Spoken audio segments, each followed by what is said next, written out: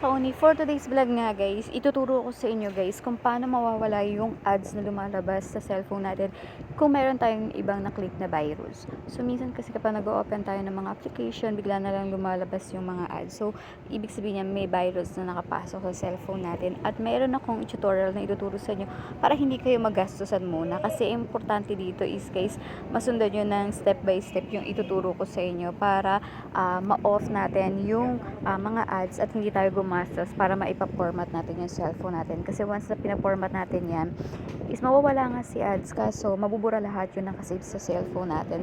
So ganito yung gagawin yung tricks guys. Punta kayo sa settings. Kapag dyan, hanapin mo lang or search mo sa taas, kasi may search naman dyan, hanapin mo yung DNS. Private DNS guys, yung hahanapin nyo, lalabas yan dyan, yun yung nasa unahan guys, i-click mo yan, and then pumunta ka dun sa private DNS, i-click mo lang yan, so nandiyan sa ilalim yan, and yan makikita mo, wag mong i-off guys, pupunta ka dun sa pinakababa, yung configure private DNS, at i-type mo dyan yung DNS, small letter guys ang gagamitin mo DNS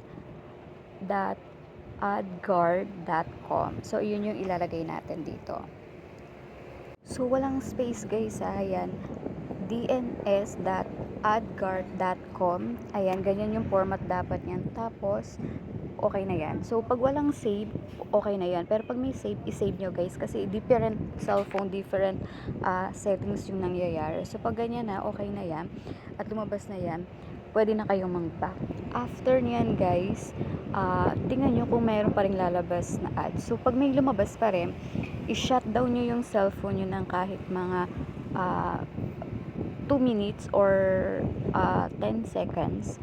I-off nyo yung phone nyo, and then i-open nyo after ng 10 minutes or 5 minutes ba.